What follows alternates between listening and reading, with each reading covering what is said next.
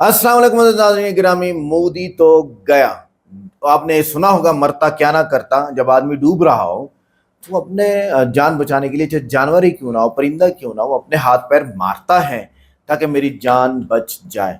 15 दिन से बैठे लद्दाख के लोग भूख हड़ताल में कैसे जिंदा है, और फिर इनका मुद्दा क्या है, और नौजवान को निकलने की वजह क्या है, ये सारी बातें यहाँ पर इस वीडियो में आपके सामने आ रही हैं। और हल क्या है, इस इन पे भी मैं इंशाल्लाह वीडियो के एंड पे मुद्दे पर बात करूंगा। वीडियो को लाइक करें, चैनल को सब्सक्राइब करें, वीडियो को व्हाट्सएप पे जरूर शेयर करें, कमेंट करके बताएं वीडियो कैसी लगी। आइए देखते हैं। दोस्तों, जेनजी आंदोलन की आग लद्दाख तक पहुंच गई है।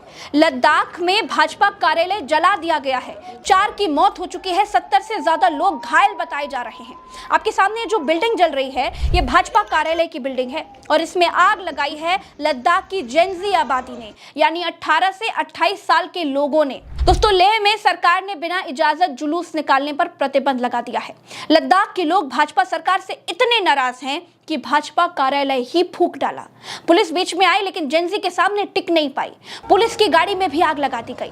लंबे समय से लद्दाख को पूर्ण राज्य का दर्जा दिलाने के लिए पिछले 5 सालों से आंदोलन कर रहे सोनम वांगचुक ने इसे जेनजी रेवोल्यूशन नाम दिया है। ये युवा पीढ़ी का बड़ास था, एक तरह का जेनजी रेवोल्यूशन, जो कि उनको सड़कों पे लाया। 5 सालों से वो बेरोजगार हैं।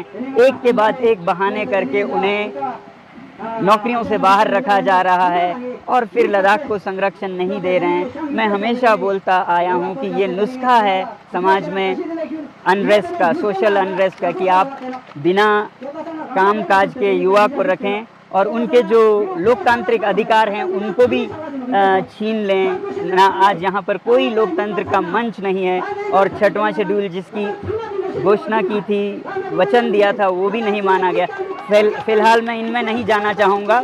मैं अपील करता हूँ लद्दाख के युवा पीढ़ी से कि वो जो भी हो इस रास्ते पर न चलें। दोस्तों, वांगचुक पिछले 15 दिनों से भूख हड़ताल पर बैठे हैं, लेकिन किसी गोदी मीडिया ने नहीं दिखाया। सरकार कान में रुई ठूस कर बैठी है। पिछले दिनों हमने देखा कि सोनम वांगचुक लद्दाख से दिल्ली तक पैदल यात्रा कर चुके हैं। सरकार को पिछले 5 सालों से जगाने का वो काम कर रहे हैं, लेकिन सोनम वांगचुक के शांतिपूर्ण आंदोलन को सरकार ने अनसुना कर दिया। गोदी मीडिया ने खबरें ही दबा दी। सारी आवाजें दबाई जाने लगी तो युवाओं के सब्र का बांध टूट गया। तस्वीरें आपके सामने हैं। नेपाल में हुए सत्ता परिवर्तन के बाद यह पहली दफा है जब सोनम वांगचुक के आंदोलन में युवा शामिल हुए, और नेपाल में तख्ता पलट के बाद यह पहली बार था जब लद्दाख में युवाओं ने हिंसा का रास्ता अपनाया।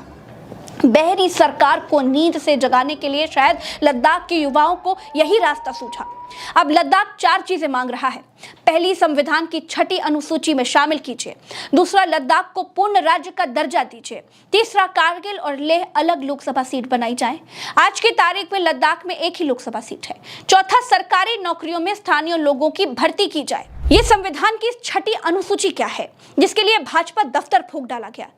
दोस्तों, धारा 370 हटाने का गाना भाजपा गा रही है, तो फिर लद्दाख के लोग पूर्ण राज्य के दर्जे के लिए परेशान क्यों हैं? भाजपा लद्दाख में विधानसभा चुनाव क्यों नहीं कराती? क्या केंद्र शासित प्रदेश में विधानसभा चुनाव नहीं होते हैं? कितने केंद्र शासित प्रदेशों में विधानसभा चुनाव होते हैं? भाजपा दफ्तर फूंकने की असल वजह क्या थी? दोस्तों, इस वीडियो में आपको सारे सवालों के जवाब मिल जाएंगे। नमस्कार, मेरा नाम प्रज्ञा मिश्रा है और आप प्रज्ञा का पन्ना देख रहे हैं।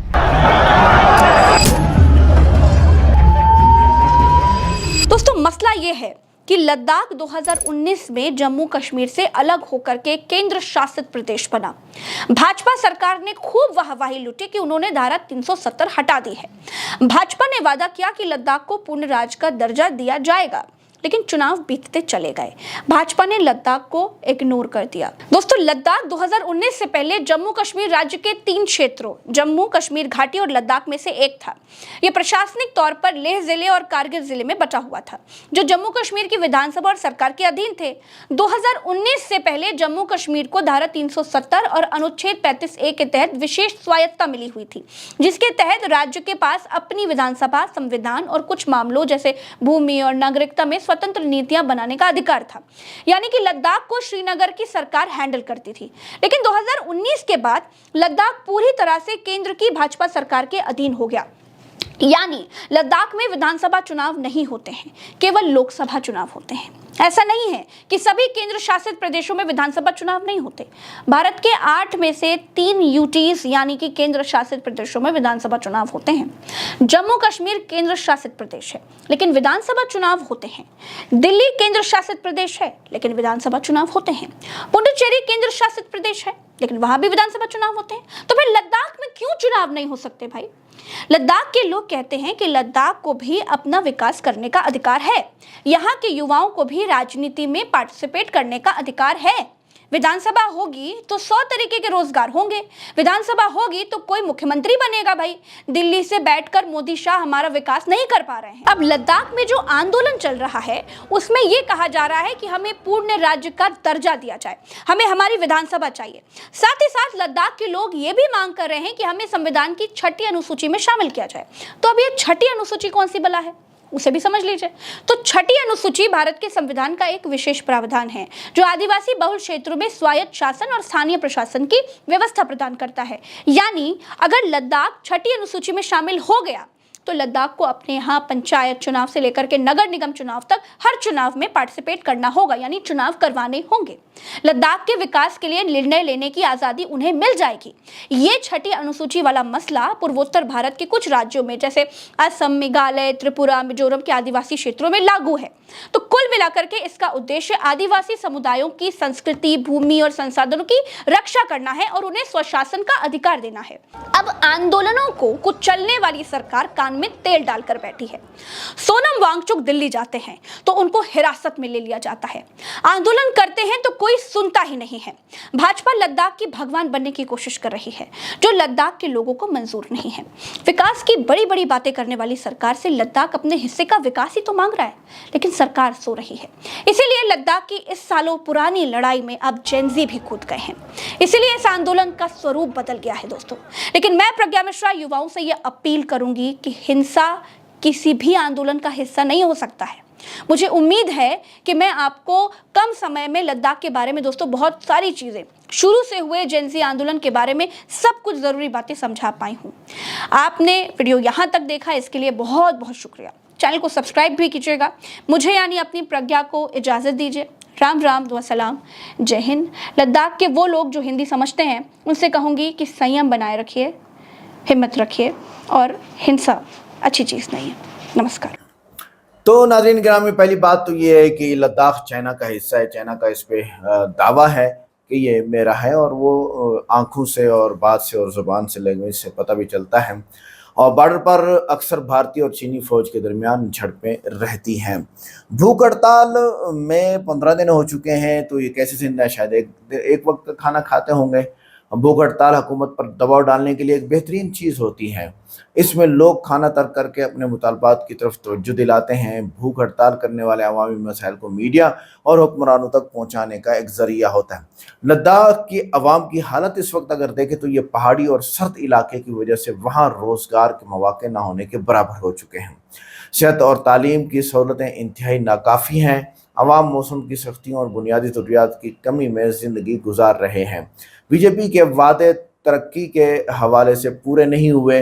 मकामी लोग अपनी शनाख्त और कल्चर के तहफ़्फ़ुज़ के लिए फ़िक्रमंद रहते हैं। ये बात जहन में रखिएगा कि कसूरवार हुकूमत ही होती है।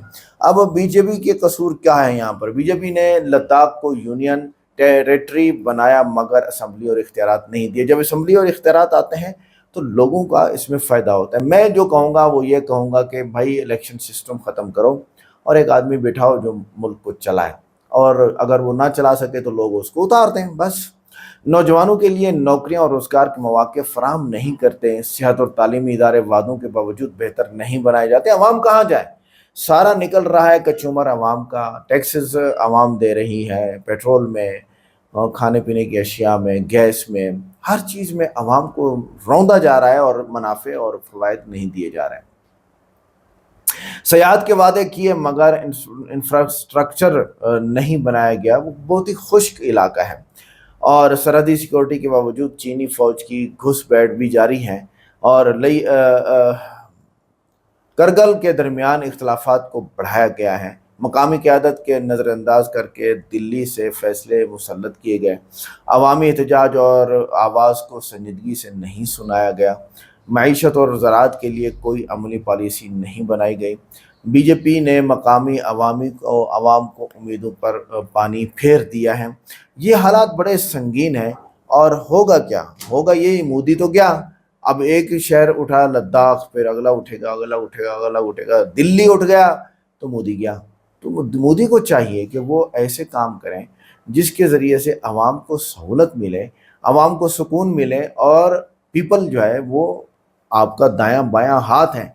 मोदी का वजूद ही अवाम की वजह से और अवाम का बेड़ा गर्क है। तो ऐसा काम करें जिससे अवाम को फ़ायदा मिले। मिलते हैं नेक्स्ट वीडियो में। अस्सलाम वालेकुम।